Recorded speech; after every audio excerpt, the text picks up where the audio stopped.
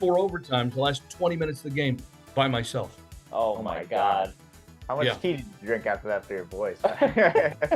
Tea? Seriously? Dude, I had a bottle of bourbon waiting for me.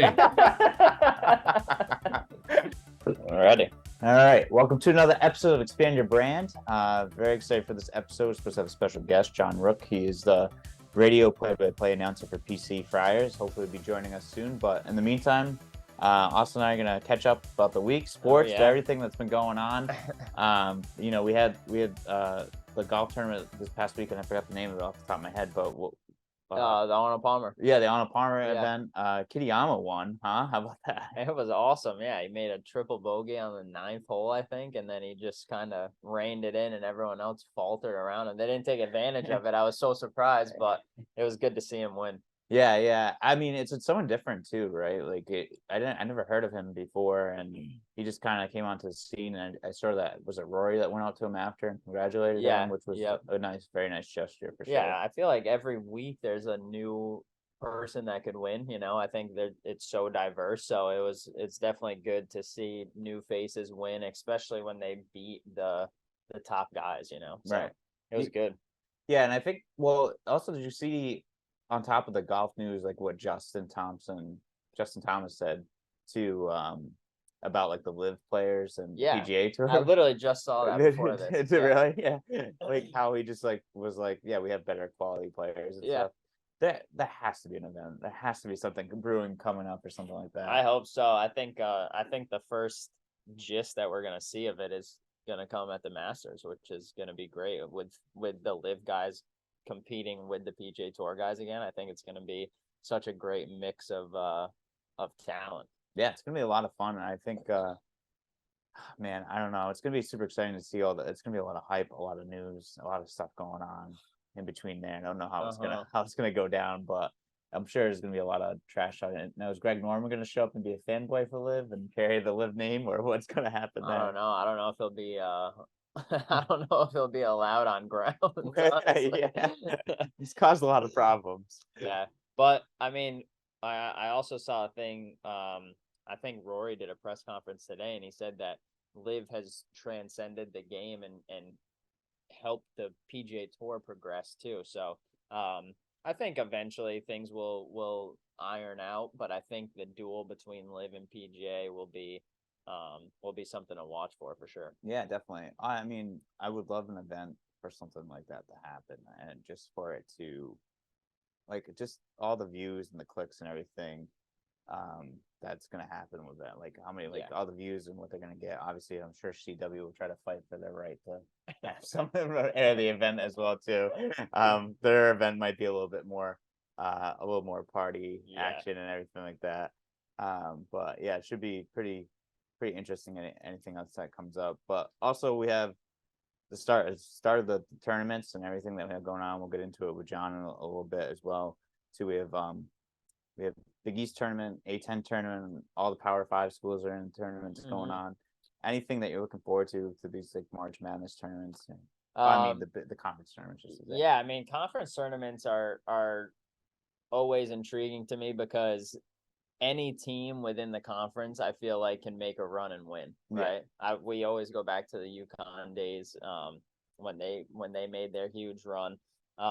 So I think the conference tournaments are important because they can gain momentum to get into, if they win it, obviously they get an automatic bid into March Madness. But I think a lot of teams that are going to get in anyway, they can use it. Whether they win or not, they can gain momentum to get into March Madness and hopefully make a run there too. So it's two different styles, obviously. The Big East is going to be hard-nosed. Everyone plays super hard and physical with each other, but I think it helps that conference going into March Madness. And I think we look at the Big East as our school. It's our school that we root for.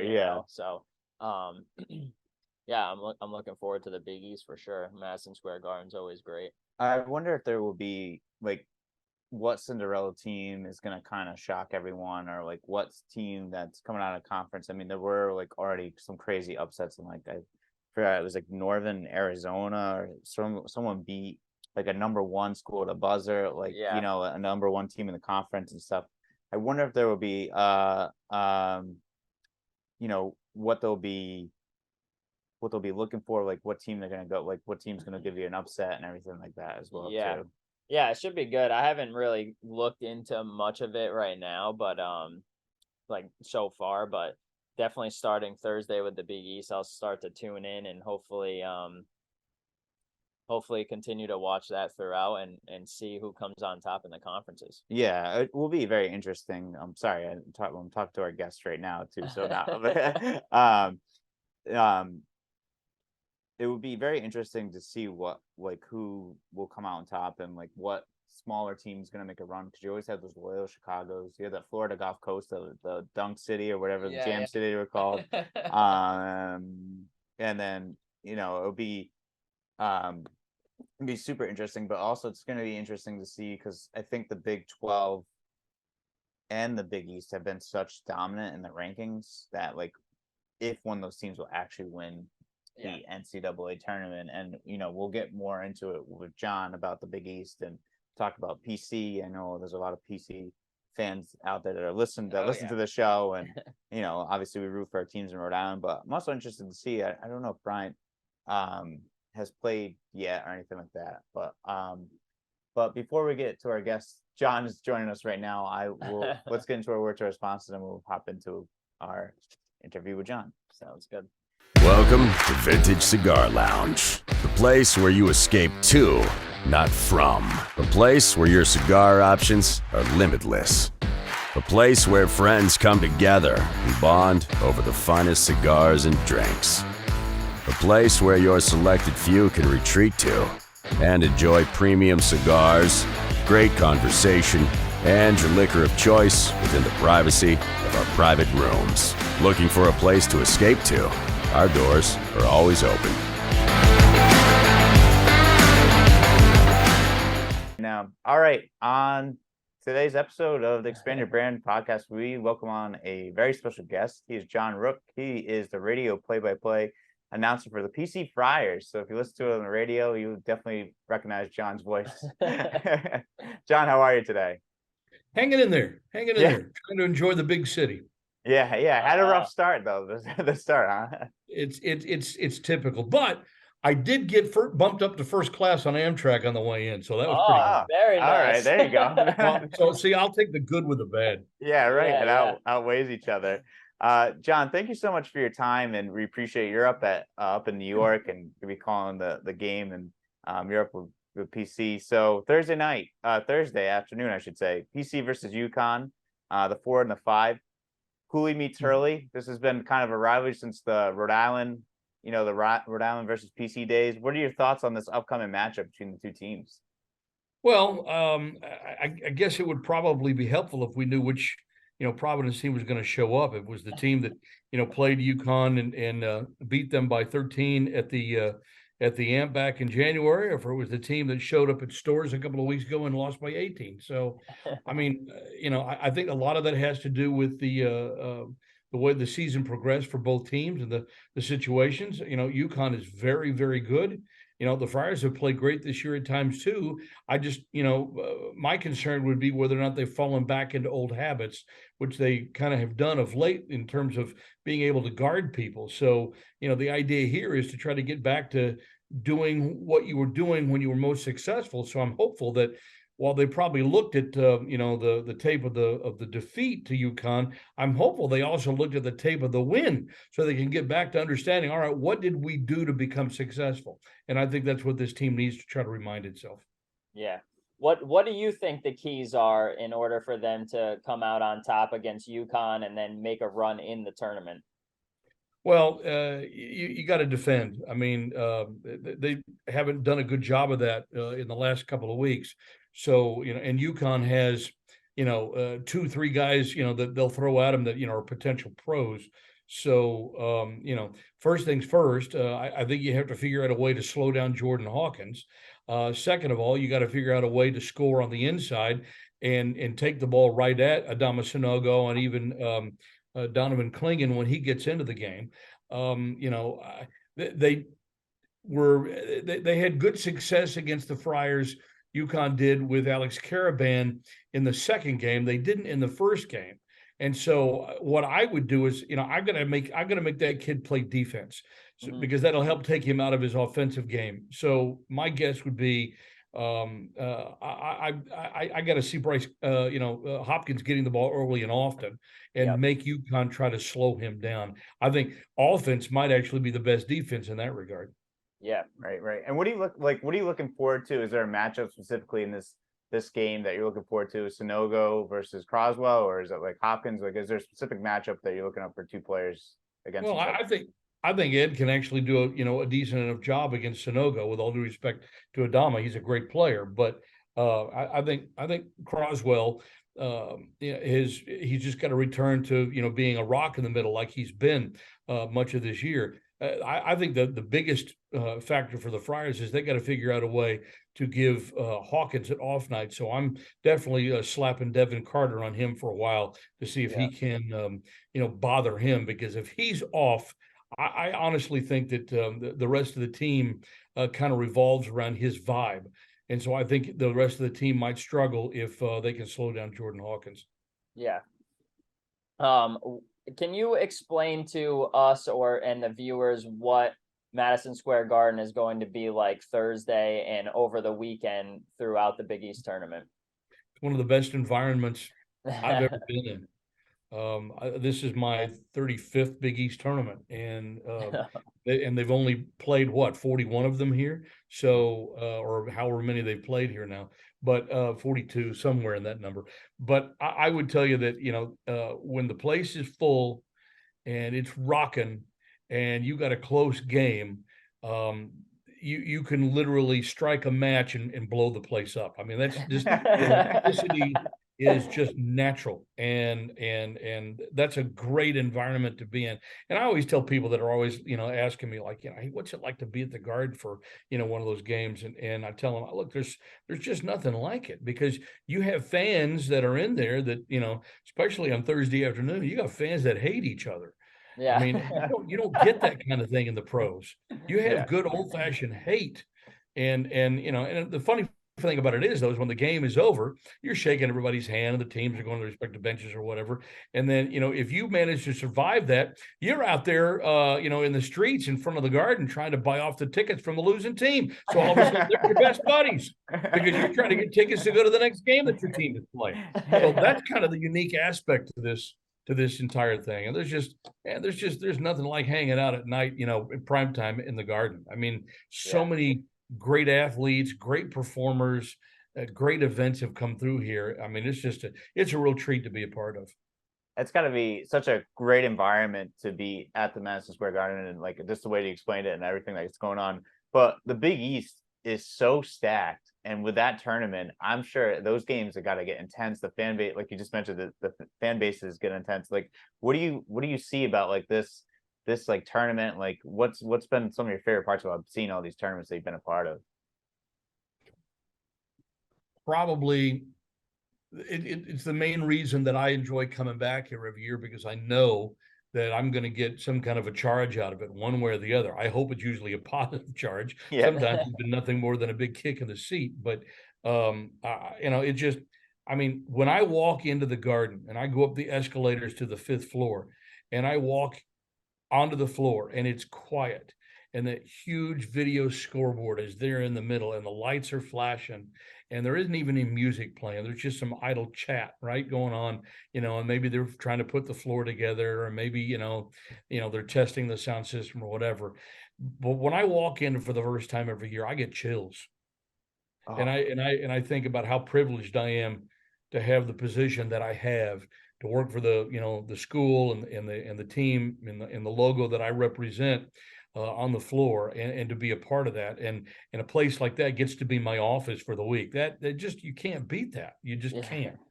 And it's much better. I will certainly be honest with you here. It's much better when your team is good and you have a chance to be successful, because then you can kind of like, stick your neck out a little bit, chest, and you can, you can, you got a little bit of swagger going about you, right? Yeah. But even when your team is not very good, that you've always got a puncher's chance in a place like this. I mean, look at what UConn did back in 2011. They were a middling 9-9 team. It was Kemba and the little guys, right? And then they won 5 freaking games in 5 nights. Yeah. To win it. And this is back in the 16-team Big East. Yeah. And then when they were done with that, they ripped off 6 more in a row to win the Natty. I mean, you want lightning in a bottle. That's lightning.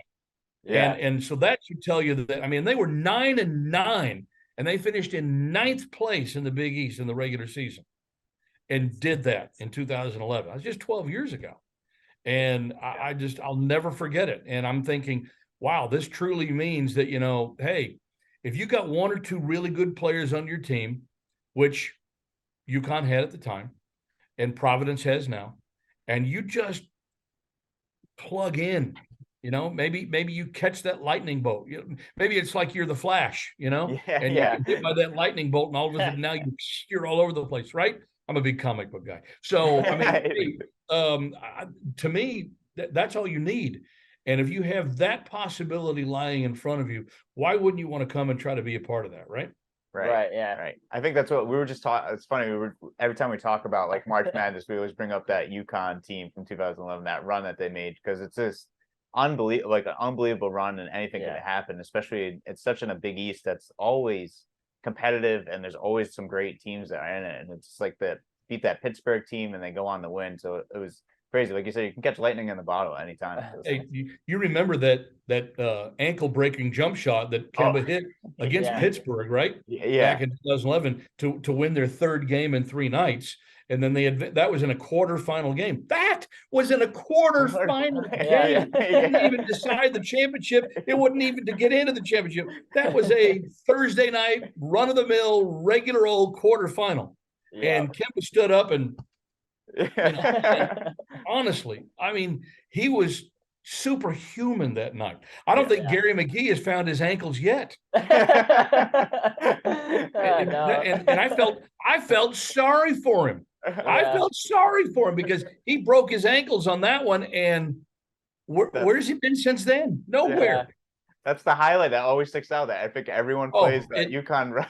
Well, the way that I kind of look at it is that it's kind of like Pittsburgh's version of Send It In, Jerome. They had it was Pittsburgh that dunked on PC. Then when Raff went off, Send It In, Jerome, breaking the backboard, right? Back in what was that, 88, I guess it was. Well, so Pittsburgh had it coming to them. Yeah.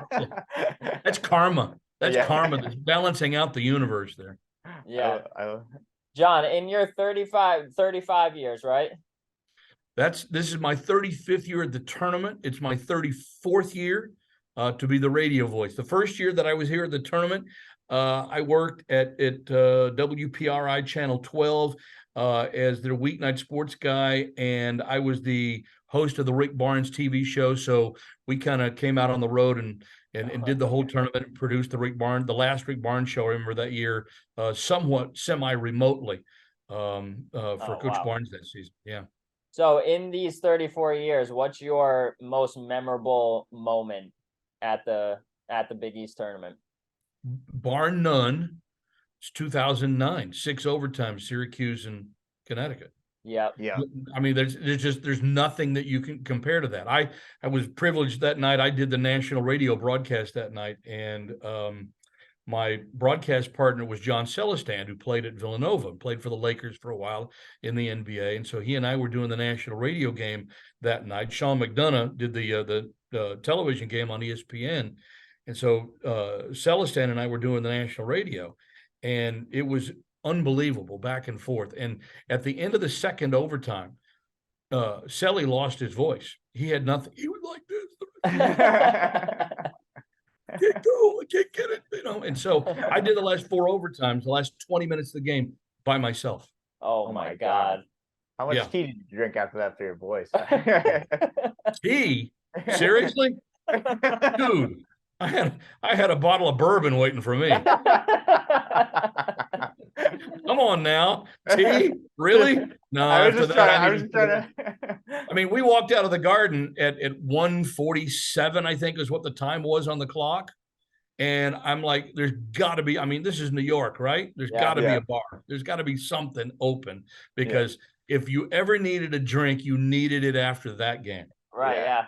Oh my God, that energy of like, I'm sure when you went out to the bar or went out after, how high, like how much energy do people have like just from watching that game and the craziness of that game? Well, it was, I mean, it was the single most memorable moment, that I've had. I mean, we've had a lot of good ones. I mean, when Friars beat Georgetown in '94 to win their first ever Big East title, and and of course beating UConn to lead up to get to that game against Georgetown, and there's been a lot of great games in this building that even PC has played, and some disappointments, sure, but I mean, I don't know how you can. I mean, that's a game that will stand the test of time. In fact, when you go up to the 8th floor. So you're 3 floors up from the floor at Madison Square Garden is on the 5th floor there inside the building. You go up to the 8th floor instead of the mezzanine level. That's actually where the radio broadcast locations are. So we have to go up either the escalator or the elevator if we can catch a ride. And as soon as you walk out of the elevator, you run right smack dab into a display case on that 8th floor corridor talking about that 6 overtime game. You can't miss it. It's all over the place. And so I look at that and I kind of laugh. I'm like, where the hell's my name? So, I was there, but hey, I was just, hey, listen, I was just happy to be in the building and happy to be along for the ride and happy that it was the luck of the draw that I had such an incredible game to do that night and that it was, extraordinarily historical. An event, the longest game in college basketball history. Yes, please. Thank you very much. I'd like to do that again. Yeah. I love That's that. great. Yeah, it's awesome.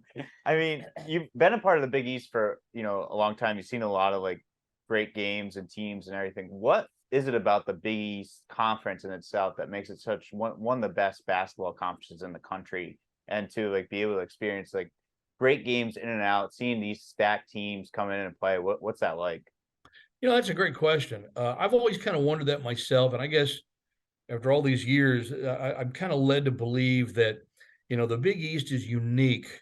There are a few other leagues that have, a similar trait, but the Big East is unique in a couple of different ways. Number one, it's an extraordinarily physical league. Always has been. Probably always will be. The tone was set back in the mid '80s when Patrick Ewing and Chris Mullin were ruling the roost. And then I think it got a boost in the early '90s from those Georgetown teams and those Friar teams, that Rick Barnes coached as well. That's how he learned how to battle. And, a lot of those teams, Syracuse was physical, Pittsburgh was physical, even Boston College had some physical teams back then. So I think it's the physicality of play, number one, that has always been a sort of a check mark for the Big East. You know that when you're in the Big East, you are going to have your head hit. Yeah. You're going to get hit. And you'd better, I mean, it's like, that's why I remember thinking that Pittsburgh's team a few years ago when they were number one in the Big East, they looked like they were a team full of NFL tight ends. They were so big and physical. And I think that's sort of been a trait in the Big East. And I think, the Big East has kind of gotten back to that in a sense. That's number one. Number two, teams really compete hard. I don't think that they really hate. Fans may hate, but fans are fans. That's it's and in this day and age of social media, Twitter and things like that are made for trolling anyway. So fans are going to be fans. So let them do it. It's fine. It's no skin off anybody's nose. Nobody really pays any attention to all of it. It's all in good fun mostly. But they really compete hard. And then when the competition's over, everybody has everybody else's back. Yeah. Like next week when we go into the NCAA tournament, we're all going to be rooting for everybody. Yeah. Right. There's a sort of a camaraderie and a companionship within the Northeast in particular, but now we include our Midwestern brethren in Milwaukee and Chicago and certainly in Omaha, that just it's ties like that bind us all together. And I think that's unique to college basketball. I would say that, the Big 12 might have that a little bit because of the Texas schools. They hate each other. I know because I lived there, but at the same time, when they're done playing each other, they kind of root for each other. Yeah.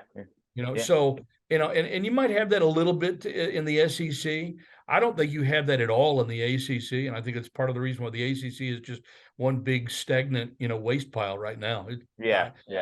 It's hard for me to watch ACC basketball except for the top 2 or 3 teams in that league, and the Big Ten, maybe a little bit, but I see that kind of camaraderie and that kind of stuff in the Big East and in the Big 12 primarily. And I really kind of think that's what sets us apart and what makes this league different and so enjoyable, within the realms of college sports and college athletics. Yeah, absolutely. Yeah, that's interesting. It's good to get your insight. So we want to kind of move into, what do you think makes Coach Cooley so great for the PC Friars fan base, community, and ultimately leading the basketball team? Oh, Ed has been a godsend, for the program. Yeah. He's just been a guy that was tailor-made to be in this position. And, you want to talk about divine providence.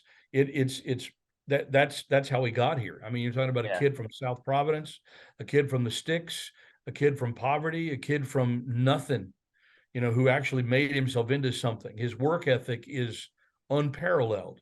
Mm-hmm. And I think that's part of the reason why, Providence, when Providence was kind of swinging with a shorter stick a few years ago, Providence was able to compete with a lot of the larger programs and more high-profile programs in bigger schools because of guys like Ed Cooley, who literally overachieved. But now that Ed has had the foresight from former President Father Shanley, former athletic director Bob Driscoll, and current athletic director Steve Napolillo. They've supported his efforts, 110%. They've got the Ruane Center on campus now, which is on a par with nobody else in the league in terms of a basketball facility. I mean, I've seen them all. Seen them all. Yeah. And I'll give you a good example. When the Friars were going to play DePaul, and we stopped off in Indiana at Purdue. And Purdue was #1 ranked in the country at the time. And Ed and Matt Painter, Purdue's head coach, are really good buddies. And we went into Purdue's facility, which is adjacent to their football stadium, Ross-Ade Stadium. And it's a nice facility. I'm not going to make any bones about it, but Providence is, it hangs right there with a program that was #1 in this country for most of this season. Yeah. And again, Purdue has great facilities, but Providence has everything to be proud of and 0 to be embarrassed about. They hang with the best. And so because of that now, you're able to actually go out and recruit kids and not have them say, PC, where the hell is that? No longer are we just a little bump in the road on 995 between New York and Boston. Yeah. And that was a game changer. And so what you sell, if you're Ed, is you sell family. He talks about this us, we together, Friars family thing all the time. That's his moniker, which is great. But that's what he sells to his recruits. And so that's kind of what sets Providence apart and puts them in the conversation with a lot of big schools for a lot of guys that, 10 years ago, no shot. Right. But they're able to do that because they can sell family and they can sell small school, big conference, big spotlights, Madison Square Garden, small school. The 50,000 student schools are not for everybody. Yeah. I went to a 50,000 student school. So, I know. I know. And I teach at a very small school, and I can understand where, some kids just get the hell intimidated out of themselves by that. Yeah. But Ed can give them a great alternative. Okay, look, you got a smaller class size, but you can still come play in the big time on national television and under the lights at Madison Square Garden. That's extraordinarily appealing. Yeah. Right. And what has made Coach Cooley so great with the transfer portal too? Because he got Bryce from Kentucky. He got Devin Carter from South Carolina.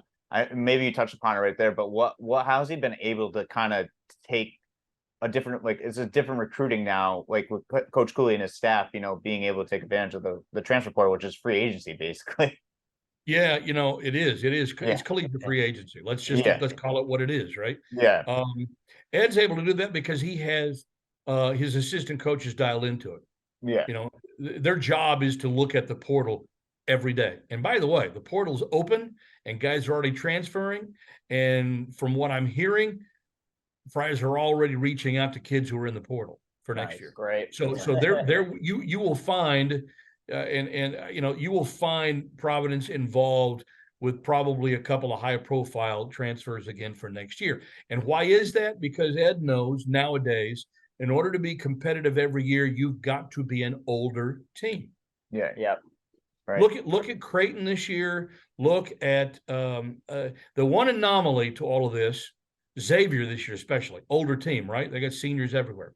But the one anomaly to all of this is Marquette this year, because they've largely done this with sophomores and juniors, which is extraordinary that Shaka Smart has gotten his kids to buy in, and he's gotten incredibly improved play. I mean, the most improved player in the Big East was Ryan Kalkbrenner. No, I'm sorry, I erred. It was Joel Soriano from St. John's, and he's very deserving because he went from 6.5 points and 5 rebounds a game to a double-double every night. And with all due respect to Ed Croswell, Soriano probably deserved it, but Croswell is right there, a half a step behind him. Okay. Yeah.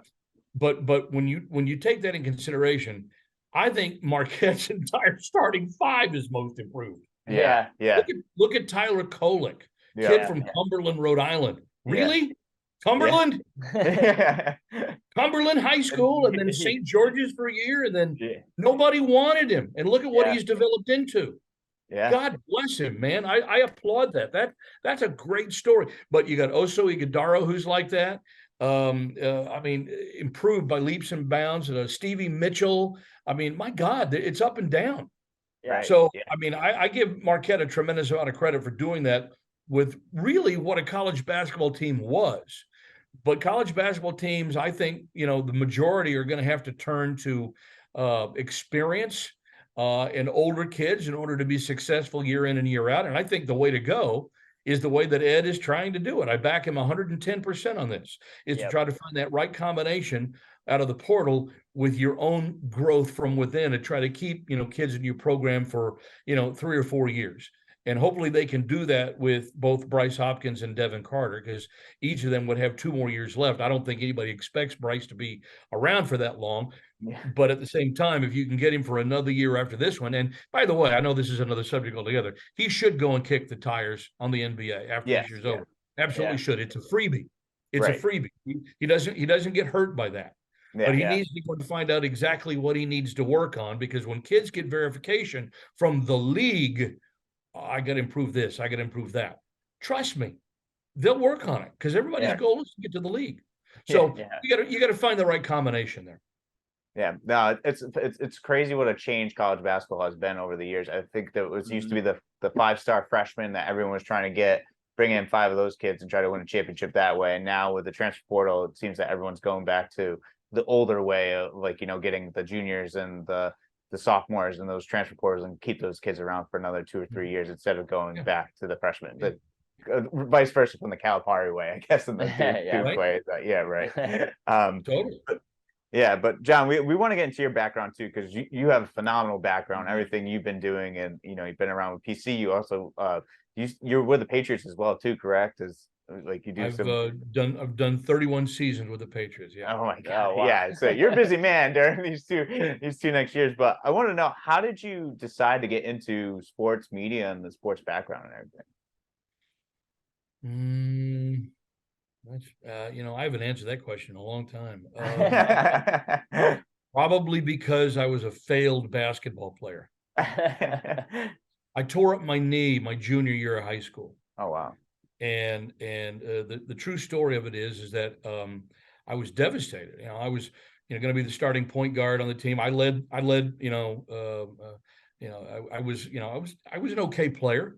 I played point guard. I knew how to get the ball to my big guys, and I loved playing, but I loved being around my friends more than anything else. And when I ripped up my knee playing with older kids, I was devastated. And so the coach at the time, kind of, I guess, may have been the only time he ever felt sorry for anybody, because I remember back then, he was a real chop buster. But most coaches were, 40, 50 years ago. They got away with things then that they would never dare even try to get away with today. Trust me on that. But would say things that were like, okay, so what? But that you can't say today. I mean, look at what happened to Mark Adams at Texas Tech. I mean, you just got to know how kids are. You got to know what the climate will allow you to say and do, and you just got to be smarter than that. And we all have our little faux pas. But back in the day, Coach, I think, took pity on me, and he said, "Well, you know what? I don't have a student trainer." He said, if you learn how to wrap knees and, and wrap ankles and wrap thumbs and stuff like that, he said, you sit on the bench and be our student trainer for the year. So I did. That's what I did for at least part of the year. And then I missed playing so much. I ended up going and playing. I rehabbed myself as much as I could back then, because I had a full, complete, and total knee explosion. Oh man. I tore every ligament in my left knee you can name. ACL, MCL, LCL, I tore it all. It was so bad. I had cadaver ligaments transplanted into my knee. Wow. And this was, and this is well before, science, and arthroscopic surgery and all that kind of stuff happened and advanced to the point where now, you can have, ACL surgery and be back on your feet in probably 3 to 6 months. No, I was in a hip to toe cast for 6 months. And, my knee looked like a grilled hot dog when I got it out of that cast. And Coach took pity on me, and I learned how to become a trainer. And a buddy of mine who was on the school newspaper saw what I was doing, got wind of what I was doing. And so he said, "Hey, would you mind if I, interviewed you for the school newspaper?" Sure.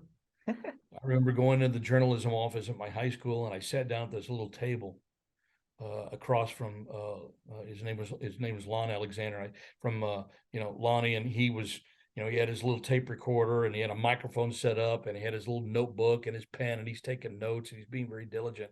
And I was so enthralled with the process, the questions he asked, and tried to answer them as best I could. And like a week later, the story came out in the high school newspaper, and I was the freaking BMOC for like a month.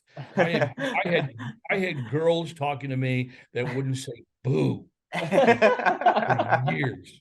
And that was a moving experience, trust me, being, as socially inept as we all were probably back at that time. But I mean, especially, not being an athlete anymore, who was I? I was nothing. So that was pretty cool. I really enjoyed that process. And so 6 months after that, almost to the day, I became the co-editor of the school newspaper. I signed up and I said, I want to learn how to do that. Yeah. 6 months later, I was co-editor of the newspaper with a buddy of mine who's news director at a television station now in Beaumont, Texas. And then 6 months after that, a full year after I, got started and joined the school newspaper, I won a scholarship at the University of Texas at Austin. Wow. Awesome. That's awesome. That's the truth. That's how it happened. So I had a major door close in my life, but I had a 45+ year career open up at the same time. That's amazing. Yeah. True story. Great. Yeah. True story. Great. So I think I can live without being a basketball player. Yeah, right. Exactly.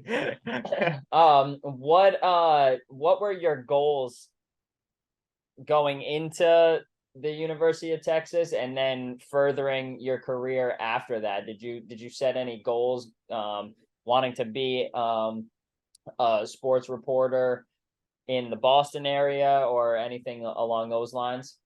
I wanted to be. I started as a writer. I was a writer my first couple of years in school, and I wanted to cover Southwest Conference football. That's what I wanted to do. Yeah. I wanted to be on the beat for Texas or for SMU or for TCU or Texas Tech or somebody. I wanted to be on the Southwest Conference beat covering college football because my heroes and the guys that I woke up to every morning by reading their bylines in the newspapers were all writing for the Dallas Morning News, the Dallas Times-Herald, the Fort Worth Star-Telegram, the Houston Chronicle, the San Antonio Express News. I mean, all those, the Waco Tribune-Herald, Lubbock Avalanche Journal, all these big-time papers throughout, Texas. And that's what I wanted to do. And so I was the assistant sports editor at the Daily Texan, which is one of the best, collegiate dailies in the country. It was at the time. I'm sure it probably still is today.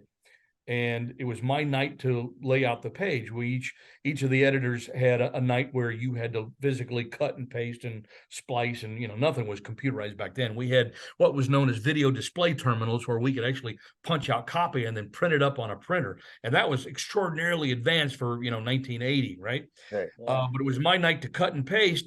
And we got a news release from the women's athletic department at Texas, because at the time, women's athletics and men's athletics in 1980, this is right after Title IX, came into being, back in like 76.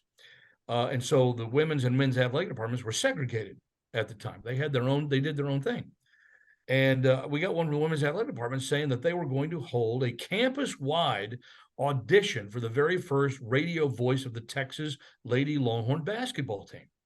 And I'm thinking, whoa, that's pretty cool, because Texas at the time, this was 1979, they were preseason number one in the nation. Oh, wow. Preseason number one in the nation with Old Dominion. And Old Dominion's point guard that year was a young lady by the name of Nancy Lieberman, if you know that name at all.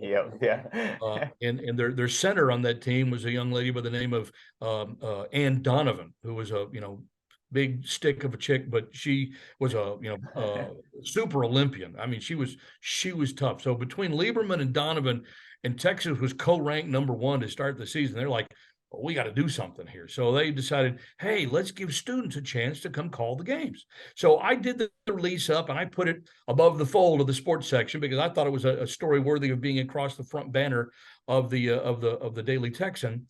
And I thought, you know what?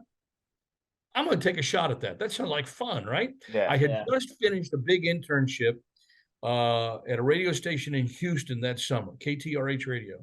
And I served that internship with a guy by the name of Jerry Trupiano. And Jerry Trupiano, at the time, was hosting a talk show and doing the Houston Oilers play-by-play on his radio station in Houston.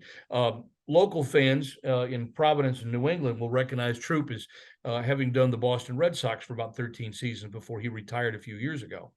And I just, strange as this world is, it all comes around, because about almost 4 years ago now, I hired Troop to be one of our professors at Dean College, where I teach. Oh my God. my way to thank him, for all those years. Yeah. But I on a whim, I sent them my audition tape that I had made from that summer's internship at the station in Houston.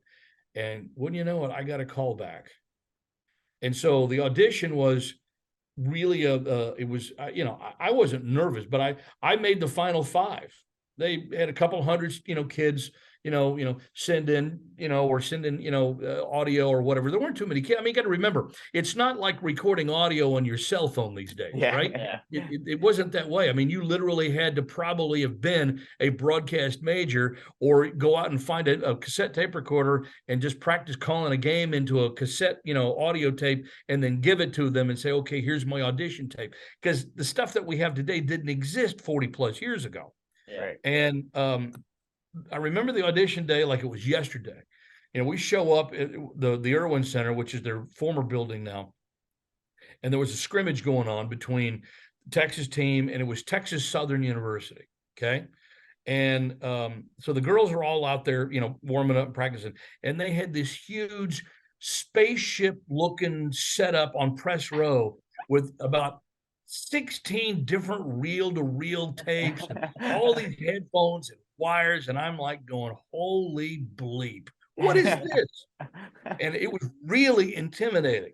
Fortunately, I was being a journalism major, I was kind of like, okay, but they didn't tell us anything to expect. The 5 kids of us, and one of the kids who came in and tried out was a friend of mine and actually worked on the Daily Texan staff with me. And so we're all in there and we're like, all right, so what do you want us to do? And so they sat us all down and they said, we want you to call 5 minutes of play-by-play. And we're like, okay, good. So how do we, study it? What do you want us to do? And they're like, well, that's just it. We want to see we want to see what kind of chops you have. So we don't want you to study at all. Oh, Oh, wow. wow. They threw you right into the fire. Fortunately for moi, I had classes with about half of the Texas basketball team. So I knew who those girls were.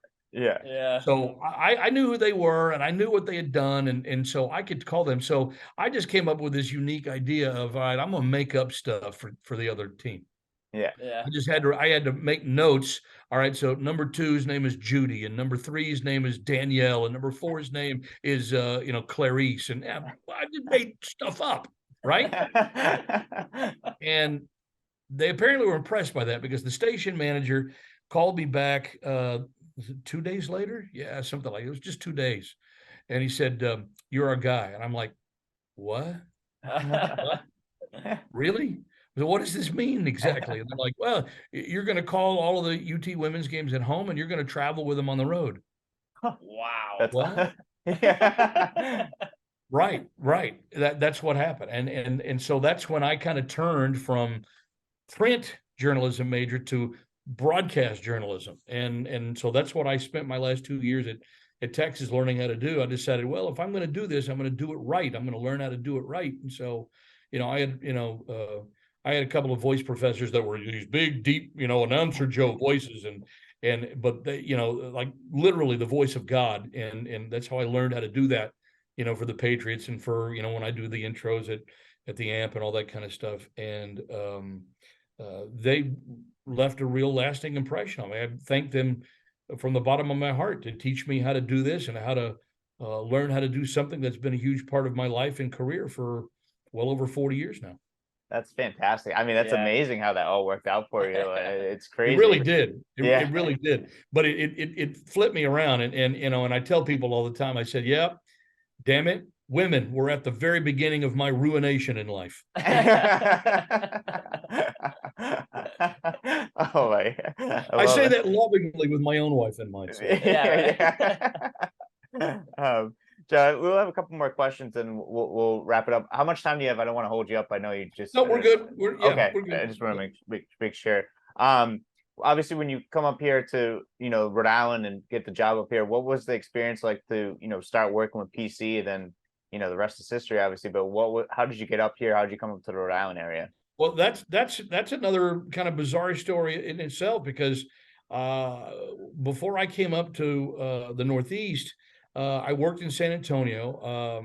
I was hired by the San Antonio Spurs, and I did their play-by-play for 4 seasons under their employ. They decided to go. I did their television. I learned how to do it on the radio, and I, spent some time in the production truck to learn NBA broadcasting, and then they cut me loose, and I did all their pay cable TV play-by-play at a ripe old age of 23. Wow! Wow! Oh my Yeah, God. right place, right time, right? Yeah. And then they went back to a simulcast, which meant that they had one less job to fill. But they didn't burn the bridge, and I didn't burn the bridge. They're like, well, we don't really have a TV play-by-play job anymore. But they said, would you mind doing the public address inside the arena for the year? And I'm like, hey, the attitude that I took was like, hey, as long as I'm working, I'm good. Yeah. So that's how I actually learned how to do PA. Wow. Which is what ultimately led me to my 31-year career with the Patriots. So, Wow. I mean, it all kind of worked out, But then I moved after I left the Spurs employ, and I left it on good terms because I got a TV job working for the ABC affiliate in San Antonio. And it just so happens that ABC affiliate had the over-the-air broadcast rights to the Spurs. So they only did I think it was 10 or 12 games a year. But guess who did them? Wow. That's awesome. And that's what happens when you don't burn bridges, because Right. it's such, this industry that we're in is just like, wow, everybody knows everybody. So you really got to kind of mind your P's and Q's and you can stay in it for a while. And so that's kind of what happened. And then I had an agent at the time, and I really wanted to. I mean, I was working weekends mostly, primarily, as a sports guy in San Antonio, and I really wanted to get back to working weeknights because I had two little kids at the time. Oh wow. And so I wanted to spend more of my weekends with them if I could. And so my agent said, I remember he called me one day. I had an agent with William Morris Agency here in New York. And he said, what do you know about Providence, Rhode Island? And I'm like, nothing other than the fact that Rick Pitino took that team to the Final Four, a year ago. Yeah. I knew that. And then as it turns out, the news anchor that I worked with on the desk, on that weekend desk in San Antonio, is a native of Cumberland, Rhode Island. Oh wow. Wow. Oh my God. And so I just said, hey, JK, I didn't realize, that's where you were from. He's like, oh yeah, blah, blah, blah. He's the one that actually got me started being a Red Sox fan well before I ever moved up here. Well, and so I said, so what do you know about Providence? And he told me. And then and I'm like, I think I'm going to kick the tires on this. He goes, that's a great market. It's not only a great market, but the fans are extraordinarily passionate. They treat, the Friars like the pro team in town, which we all know is true, right? Yeah. And then, of course, I'd be lying if I said I didn't want to come up and cover the Red Sox and the Celtics and the Bruins and the Patriots and everything. At that time, I'm like, I'm in. And so my agent worked on a deal where I was going to work, for Channel 12 in Providence, but I also wanted to try to stay in, the play-by-play realm since I was doing those, 10 games a year for the Spurs still. And so he got me a deal where I was going to do play-by-play for what was then known as the Big East Television Network. And I was going to work play-by-play along with Mike Gorman, who's the Celtics voice. Yeah. Wow. That's crazy. And before the first season ever rolled around, and I moved up to the Northeast, and before that season ever rolled around, the radio job for the Friars opened up. And again, I found out about it like everybody else. I opened up the Providence Journal, and there it was that they were going to change stations from, at the time, it was WICE to WPRO. And Gary Cohen, who had done the play-by-play for a season, was also leaving to take the job, the radio job with the New York Mets at the time. Of course, Gary's now been with SNY in New York for a couple of decades. And so I'm like, I'll take a shot, what the hell? So I sent WPRO, I sent them a cassette tape of the game that I called the Spurs playing at Phoenix, playing the Suns, the night that George Gervin, the Iceman, scored his 25,000th career NBA point. Oh wow. Wow. That's awesome. Guess who got a call back 2 days later? Yeah. Yeah, right. It happened again, like lightning struck again, just like that, call back I got for the Lady Longhorns. And they said, we should talk. And I'm like, okay. And that's how it started. And I've been doing it ever since. Yeah.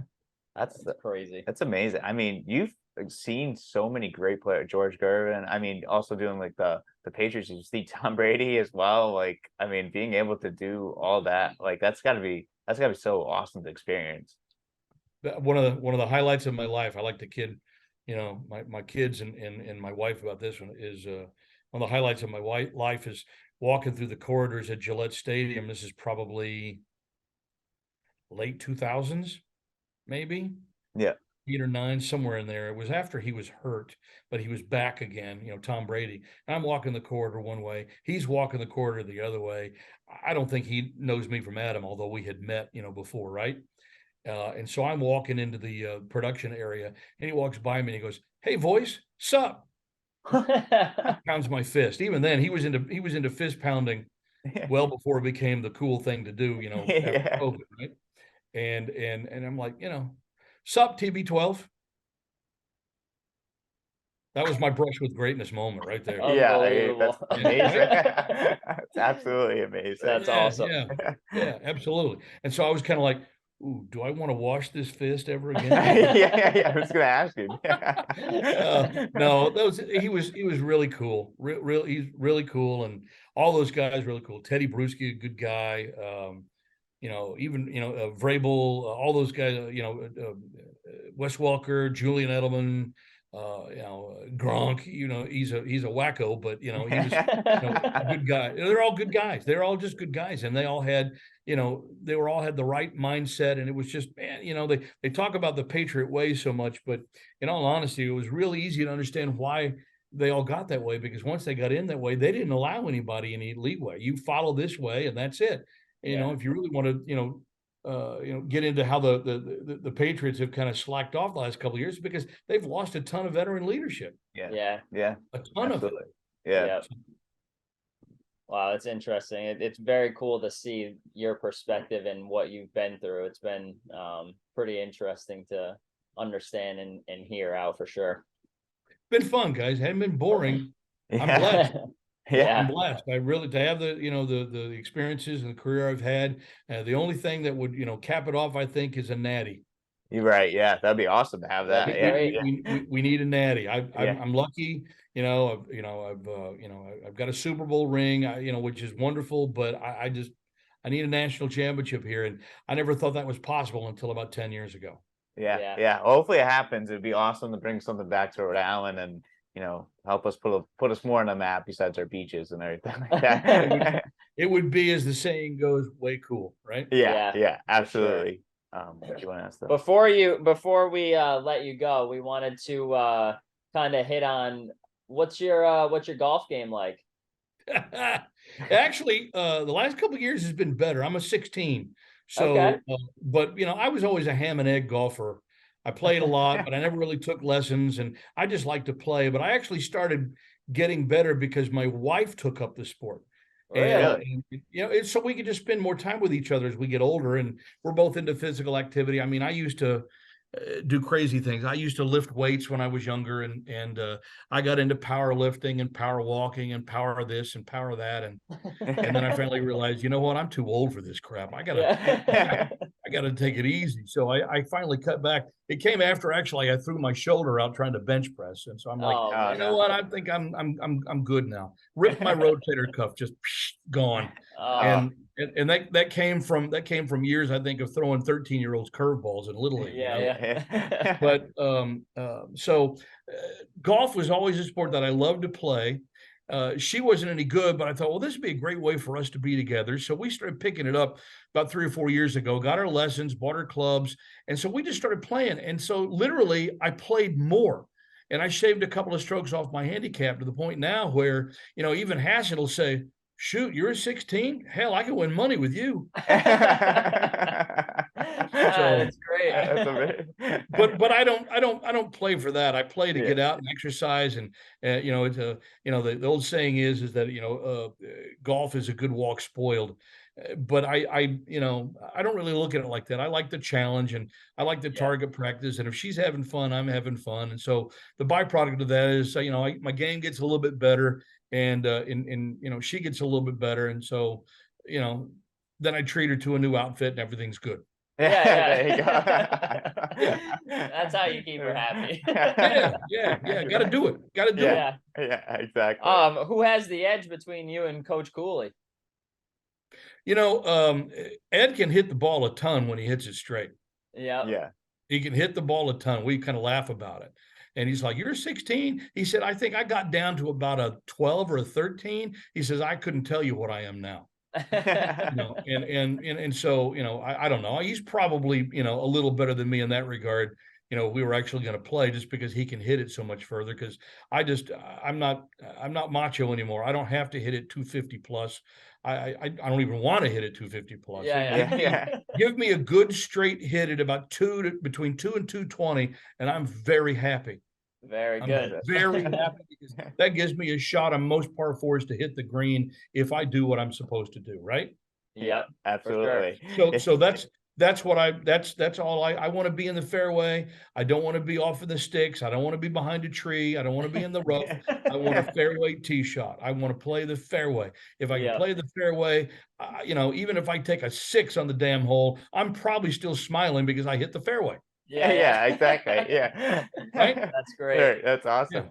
Well, we got to get you on the golf course with this guy right here. He's one of the Rhode Island top amateurs. One of the top amateurs in the state of Rhode Island. So you Can I have lessons? Yeah, sure. We'll give you some tips. Okay. We got to get out there for sure.